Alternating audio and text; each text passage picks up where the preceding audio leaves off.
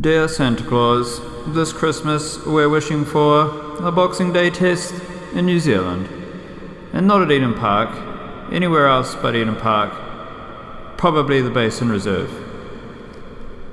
Also, it'd be really nice if Stephen Adams could dunk on Andrew Bogut, although Andrew Bogut's injured, but okay, so make Andrew Bogut healthy so that Stephen Adams can dunk on him. A brand new set of golf clubs for Lydia Ko, and she might need a new coach and a new caddy while you're at it, Santa, and I'm probably going to be available as well between February and November. If you could somehow, Santa, make it so that Kane Williamson can finally get to Mount Doom and throw that evil ring in that fire, that'd be pretty sweet as well. Oh, and for the bro, Kieran Foran, a freshly stocked TAB account just to help him settle into Kiwi Ana lifestyle. And it would be nice if the NRL would let him play some footy again. Also, a few more Chris Wood hat-tricks would be cool, lots of shot put and eternal niche cash growth as well. Cheers for that, Santa, and don't skimp on the ad clicks either. You know what, Doc? I reckon it's about time to get nichey here. What do you reckon of that Blackcaps squad?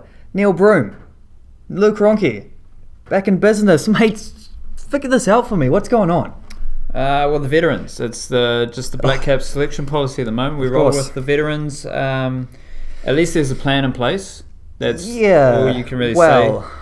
I prefer youth, but they're going with the veterans, and you can't argue with Neil Broom because he's been selected for the Blackcaps ODI squad. He has. And let's just take a look at his List A one-day averages from the domestic cricket scene. 2012-13, 52.5 average. Decent. 13-14, only played a game, so no average there. 14-15, 54.16. And last summer, 84.66. So you could argue, why was Neil Broom not selected previously in prior years? He was in 2010. Yeah, but he should have been. It's been a while, but he should have been selected since then. He's arguably been one of the best batsmen in the country. So and this isn't just Otago, was it either? He had a stint at Derbyshire, and he's been around. He's done some things. He's scored some runs. He's got himself back in the Blackcaps team. A little bit weird because did you see the press release where there was a line where it said, and I quote, I wrote this down so I could have it. Gavin Larson, head selector, says there was a line saying Larson conceded the team was in a rebuilding stage. Now, I know what a rebuilding stage normally refers to. It doesn't normally mean dropping people so you can pick older people. It normally means rebuilding. Getting young fellas in and building for the future. And funnily enough, young fella, Henry Nichols, was in the Blackcaps. He's gone straight to Super Smash Cricket, and he's leading all run scorers in Super Smash Cricket. Who else do we have? Some quality stuff, isn't he? Tom Bruce, Central Districts. He's up there as well. You got Corey Anderson also batting at number 4 for ND. So you got quite a few younger lads who would probably fit that rebuilding mould, but instead we're just getting more veterans, and like these veterans deserve their selection. Yeah, because they're scoring runs and they're taking wickets and whatnot. But when the national selectors coming out and saying that they're rebuilding when they're clearly not rebuilding. Like they're kind of just chasing immediate success by plugging holes with veterans who are performing instead of actually building towards something by giving younger players time. It's all very murky and kind of has been this way with Gavin Larson selecting teams. Well, it's been a trend throughout the year, hasn't it? You've seen drop like Mark Craig hanging around in the test team, but when he went out, got injured, who did they call in? They didn't give like Ish Sodhi another go. They didn't. Well, Mitch Santner was there, but they chucked in. Who did they chuck in? Gene Patel, Luke Ronke getting a run in the test team there. I mean, I'm cool with that as a selection. If that's your idea of doing it, I've got no problem with just like, it's not like you're chasing a draft pick or something like you would in the NBA. So there's no incentive for being bad other than the development of these guys. The only problem I have with this is just it's so bloody stupid when you're like, we just call a spade, right? If you're gonna trace the wins now, if you're saying, well, it's important that we get some victories because we've had a few bad series, say that. Don't say you're in a rebuilding stage, because you're not. Yeah, we're not mugs. We can see that you're clearly. We can see right through your evil plans here, Gavin Larson. You're clearly not rebuilding, so why not just say so? The Breakers might have to start rebuilding because they have waived their superstar NBA caliber Corey Webster. What do you reckon, Yes. Wildcard, as our Breakers aficionado? Well, injury waiver, first of all. There you go. Hurt his back, I think it was, in preseason. I think it was his back. He hurt something in preseason, missed a lot of time there. Few niggles throughout the season from there. You could tell he wasn't the same dude. And that's where this gets kind of interesting, because they've come to this point at this stage. Big break before, and I think they play again like December 30th, something like that, around the New Year period. So they've got a couple weeks off. They've got time to find a replacement. They've got an import slot free as well, so they can find a good replacement. Now, the thing with these basketball situations, like, you need your best players to be good. The Cavs don't win a championship without LeBron James being MVP this year.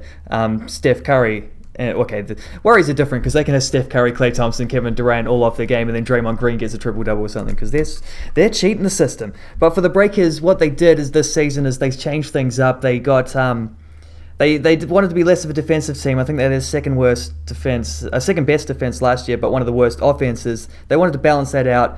Dropped Cedric Jackson, brought in a guy like Kirk Penny. But for that, they really did need Penny and Webster to both be firing. And Webster's not been firing. He's been hurt. He's been playing injured. This is why he's not been good. So we're not blaming him. It's just the way it is. He's only scoring 11.7 points per game, shooting 35.7%. Last year, he scored 18 points a game and shot just shade under 40%. So you can see the difference. He's not the same guy. They needed someone who could be that guy. And so since he's injured, you may as well let him have the time off to rehab, because he's not going to get that stuff sorted otherwise, because they're playing every week. So how do you see it now replacing Corey Webster? Do you go for someone who can shoot how Corey Webster can shoot at his best, or do you go for someone who's a bit more defensive orientated and let Kirk Penny do his thing? How do you juggle that replacement position? Well, that's the trick, because they've been getting killed by the quicker score and the higher scoring guards that they're coming up against, because they don't have a Cedric Jackson who can just lock down that perimeter and be that defender, the guy who guards Cameron Ware or Casey Prather or whoever. So maybe you get a guy who can be that fella, or maybe you get a guy who can just score 20 points a game. Because he's that good, and that'll cover for that points that you leak at the other end. Or maybe because you're getting an import player, large scope of players to choose from, maybe you find someone who can do both. What's old Cedric up to? I'd rather they didn't do that, but I've heard that floated around by quite a few fans. I believe he's not doing anything. He got cut by Melbourne, so as a backup option, maybe. I don't know. Speaking of mid-season transfers, though, how good is Shane Smeltz coming back to the Knicks? Do you see that one coming? I didn't see it coming. I didn't see that coming. I'm confused. You can't not be excited, because it's Smeltzy. He's done a job. He's going to offer some depth, and he's going to help out the team. He's probably not going to cost too much money, and it's all going to be rosy. But is he going to play a whole lot? How's he going to fit in? Is it just more like he's going to be a depth squad member? How do you see Smeltz's arrival down in Wellington? I don't know if you saw the press conference, well, not the press conference, but the press release on the Phoenix website. He's talking himself up. He says he's stronger than he was when he was with the Knicks last time. He said he's been playing all these games, scoring all these goals in Malaysia. He's as fit as he's ever been. He really did talk a big game in the presser, but we'll have to wait and see how that actually translates to the A-League. I'd say there's no reason to go over the top excited. There's also no reason to panic. He's proven goal scorer. He's the kind of guy who never really relied on pace in the first place. So if he loses a couple Ks, that's fine. That's no worry. There's a spot for him in this next team. There maybe wasn't under. Well, the thing is, Ernie Merrick would have loved to have him, but the way Ernie Merrick was picking his team, he wasn't really picking a player like Smeltz. Whereas you've seen in the last two games, Hamish Watson's been starting. Hamish Watson's been playing centre forward. Hamish Watson got subbed off last game after 57 minutes with the team 2-0 down, and they immediately got better with Krishna playing through the middle.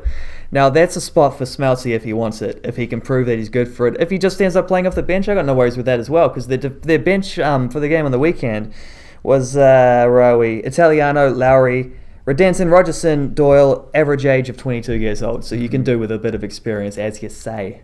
But you could be forgiven for thinking that some bloke out of the professional league in Malaysia could be a bit of a dud. You could, but it's Shane Smeltz. Feel good factor. It'd be through crazy. the roof. He's a fan legend. You know what I love as well? solid. He's wearing number 99. Number 9 was taken, so he's instead of getting just any old number, 99. Big he dog. said, well, I was fitting because when I was first there, I wore number 9. When I'm here the second time, I'm wearing number 99. I'm wearing 2 9s. 9-9. You don't often see that with the footy players, a number that big. What do you think onwards and upwards from this point, especially after the Phoenix just drew with Western Sydney Wanderers? Unbeaten under the Greenacre/other guy reign. Let's not forget. Shout out to him. So you wrote a good thing the other day talking about the development, of course, of Kiwi League players. And you raised a couple interesting points in this little essay of yours. I think the main one that I'd want to start with is the tendency of, they call them the New Zealand Warriors, but you're kind of seeing that the Warriors are getting all the good players from Auckland, not necessarily all the best players from Auckland, but they're doing pretty well and recruiting from the local. However, they're not getting everyone from outside of Auckland seems to be ending up with the Storm or the Broncos or the Cowboys or the Raiders or etc. etc. Yeah, and it's a tricky one because people often forget that the Warriors only have so many places. Yeah. They've only got so many junior spots, only so many development spots. So to say that the Warriors, they've got first dibs on any talented player, or that they should be picking all the best players in New Zealand, just isn't going to happen, because some guys are going to develop at different stages. So you can't evaluate what they do in the NRL by who they pick in the junior ranks. And it's also very interesting because Auckland's a place where a lot of Australian NRL clubs come and they scout as well. But then you've got a situation where a lot of the best young Kiwis players at the moment, so Joseph Tapine, Nelson Asofa Solomona, they're both from Wellington. James Fisher-Harris, he's from Northland. Tamaita Martin, he played Hamilton Boys first 15 rugby before being scouted to go to Kiwi Park. So that's the 4 best young Kiwis we've got, minus Tuilola here, Dave Fusatua, those guys. But the big dogs, they're not from Auckland. And then you've also got, there's a couple first 15 rugby players from Canterbury who have been scouted as well. By the Rabbitohs and the Knights, to keep an eye on those guys. But that's just Australian NRL clubs looking for a bit extra in their squad, and then they venture out through Aotearoa to find that, whether it's in the rugby league circles. So Roosters signed Joseph Manu from Tokoroa High School, playing rugby league there, but also first 15 rugby, and it's a little offshoot of first 15 rugby being put front and centre on TV and higher profile, is you're just increasing the exposure for NRL clubs to come and have a little geeze of that talent. So I don't think that's what the rugby channel were planning on either. I don't think so. But it is very interesting, and I think people need to just wipe clear the idea that the Warriors have first dibs on any New Zealand talent, because quite often NRL clubs are coming over to New Zealand scouting guys when they are a bit younger, and so suddenly they leave Aotearoa and go play in Australia, play SG Ball, Harold Matthews in Australia's 15, 16-year-olds, so then they're not playing in New Zealand secondary schools tournaments. And that's probably why the New Zealand secondary schools tournament team is largely made up of guys who are aligned with the Warriors, because they have to stay in Aotearoa. Right. Instead of already being in Australia. Because these other fellas have already been picked up and plucked and placed in other teams. What I like, though, from that article is how you wrapped it up nicely at the end by saying, rather than taking the standard, load up your 6-gun and just have a fire at the Warriors, you went with the bigger picture, which is that this is good for rugby league in New Zealand. Fantastic. And especially when you've got New Zealand Rugby League implementing initiatives like Tora Here, yes, which basically brings Australian-based Kiwi players together, and they play against each other, New South Wales versus Queensland. Get a community and going. They get aligned with the Kiwis, and those are the guys that the Australian clubs have picked up, taken over as 14, 15-year-olds, much like the Cowboys did with Jason Tamalola. Razzling and a-dazzling, Doc. I'm going to begin with a bit of Roy Krishna. Hey, we Roy. talked before about Shane Smeltz's impact coming back to the Knicks. The reason it's not such a bad idea to bring in another striker is because Roy Krishna has been outstanding this year. Now that sounds a little bit odd, but I'll put it this way, I'll frame it in a different way. Roy Krishna has scored 7 goals in 10 games for the Knicks this year. He is tied second on the table with Andy Keogh and Bruno Fornaroli, behind only Besart Berisha, who has 9 of them. Krishna also has an assist, and he's won 2 penalties this season. He's also taken 2 penalties and missed them both. Well, I think he scored one as well, but he's missed 2 penalties. He got dropped off penalty taking duties, but on the weekend he won one of those penalties and he scored the equaliser as the Knicks came from 2-0 down to draw 2-2. They've scored 11 goals this season as a team. He's been directly involved in 9 of them. Crikey, Jack. So someone else who could create and score a few goals isn't such a bad idea. Not bad at all, Wildcard. I'm going to stick with the Wellington Phoenix for my Razzling, a-dazzling, boo-ba-doo-da. Go the Knicks. I'm going to compare the stats from their 2-0 loss against Adelaide, which obviously led to the sacking of our dear friend Ernie, to the 2-2 draw with Western Sydney Wanderers. So we'll go Adelaide first, and then we'll go Wanderers. Fire away. All right, so the passing, number of passes, 392 passes versus Adelaide, 447 versus the Wanderers. Crosses, 13 versus 22. Shots, 14 versus 8. And then possession, you had 55.5, 53.1. Now, for me, this is just confusing because those stats are, besides the crosses, less shots against the Wanderers, heaven forbid. That's the one. But they're awfully similar. Yeah. So on the one hand, you had the Phoenix dominating possession against Adelaide, and they came away with a 2-0 loss. And then they have less possession against the Warriors, and they sneak a few goals and get a draw. A few more crosses, but a few less shots. And it's kind of a funny thing, eh? They do have this tendency of not scoring the goals that perhaps they deserve on the basis of their performances. Another reason why Shane Smeltz maybe not such a bad idea. No, whip it in to Smeltzy. Come on, Smeltzy, you can do it, son. You can do it.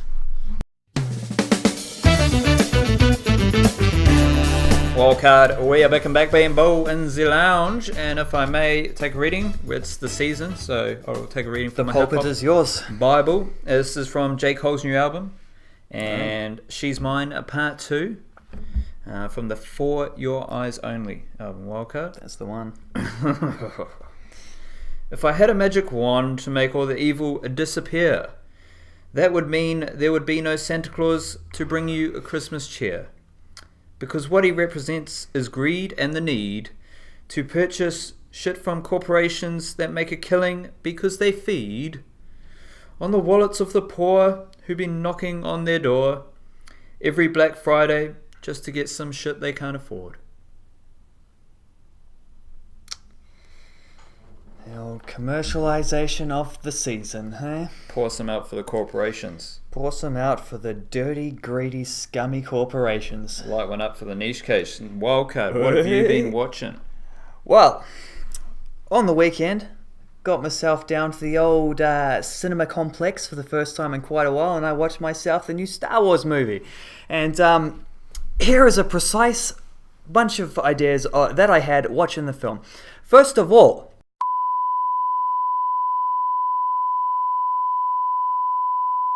and that's what I thought of that movie. Doc, what have you been watching? I was watching the Chris Hynington on the Locker Room. Oh, very interesting hearing firstly about the Cronulla Sharks and their premiership win, hearing about the Asada investigation, how that rocked the Cronulla Sharks, but also hearing about how Chris Hynington came to play in the NRL, and then hearing how the West Tigers went about kind of revolutionising rugby league. Very interesting. Probably one of the better locker rooms. There's a cluster of locker room episodes below Conrad Harrell's, which is the all-time great.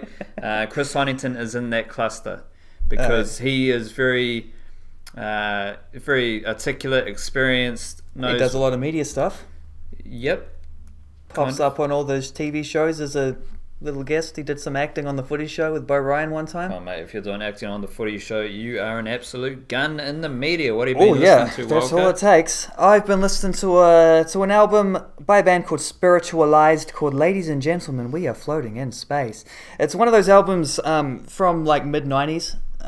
sort of I don't know if you'd call it a progressive rock thing or like an alt rock thing. I'm not really sure, but it's one of those albums where like critically beloved, little bit underground, little bit like not the first album that people name when they're talking through their best things of the 90s, but it's also one of those ones where like all your favorite musicians love it and have been influenced by it. Mate, you had me at the name of that. It's outstanding, eh? What's the name again? Ladies and gentlemen, we are floating in space. We are currently doing that. It's a pretty trippy thing. I was listening to Absol's new album, Do What Thou Wilt, and I'm going to have to listen to it at least 50 more times because there's just so many little subtle messages and themes in there from Absol, who has a long history with religion and ancient theories and just stuff like that, and he incorporates it all. But the basis of the album is kind of hailing the female. And he has a line in it where he says in school he learnt about his story, right, but not her story. You know? So very interesting from Absol, and part of the trifecta that I'm listening to at the moment: J. Cole, Absol, and CJ Fly's Flytrap. Well, there you go. What have you been reading, mate? I've been reading on this website called The Set Pieces. They've been running this thing. The fella Ian McIntosh, who often pops up on the Guardian's Football Weekly podcast, the happiest chap in the world. So it makes quite a few things on that. He's been writing this like series of Football Manager diary things where he's been playing the game and like going through his tactics and how he's going on the journey and like, you know, making big notes of all the trials and tribulations of playing Football Manager. He's started off with Everton, but then he said right at the point where they're about to get a massive big sponsorship and something that would make their website nice and sustainable for the next year or so, things took a turn for the worst and he got sacked. So that didn't work out. Instead, they've revived it so that they can keep that going. He's now doing a versus thing against some other guy where he's Celtic, the other dude's Rangers. It inspired me nicely on the weekend. I fired up old Footy Manager 2014 because that's the last one I managed to buy. Had a go with old Fleetwood Town, Jamie Vardy's old club, although he refused to come back on loan with me, which was quite offensive. What an absolute geezer. Prick, to be honest. Had a go with Fleetwood Town. I lasted a couple of days, got through about 30-something games, and then the boss came up to me and he said, look, mate, you're not doing well enough. We thought you'd get us promoted. We've spent all this money. We're going to tell you you need 10 points from the next 5 games or else you're getting the flick. And as it happened, I got 9 points from the next 5 games. And there was one game within that where it was 0-0 going into injury time and my goalkeeper punched across from the sideline into his own net in stoppage time. It was ridiculous. And because it was the first season, I hadn't got established on that little save game yet. It means I was still playing with real players. So somewhere out there in the world, there is a Brazilian goalkeeper called Adrian Basso. And mate, if let's just say you better not find yourself stumbling down through Auckland anytime soon, mate, because I've got a bit of a grudge. You slimy, butterfingered bastard, you. And you got the Jerry see you later from the coaching gig. Didn't even get my severance check. Yeah, it was outrageous. Well, I've been enjoying a bit of Dakar street cricket. Oh, that sounds outstanding. From the Dakar Tribune in Bangladesh. Right. Just reading how the local neighbourhood organised a league in their neighbourhood, playing in a street. They've got their version of floodlights. Yeah. They got uniforms, their names on the back, and they have the lights and the name on their back, so it feels to them like they're playing for Bangladesh, and they're playing awesome. Just in the streets. They've got a whole bunch of rules to protect the houses, and then wait for it. So hit the window, you're out. Yeah, but then they've got a special league as well, taped ball cricket. And so they have professional players who go around playing little games of backyard, tape ball. That's so good. Why does this not exist in New Zealand? I think we might have to start that wild card. We might have to. That's our next, that's one for 2017, is it? Next venture. That's on the list. The next venture. I'm hoping I can start a team that does a little bit better than my time at Fleetwood Town, because that's still a bit bitter to me. Well, you won't be on my team, so... No, well, I'm going directly head to head against you. First pick, Jerry Dactyl, left arm swing. Ooh, I don't know how I can match that. I'm going to have to come up with a team concept. Oh, you can have Jamie. No, I'll take that. I'll take a few Leg Dobley spinners. Yeah, I can work with that.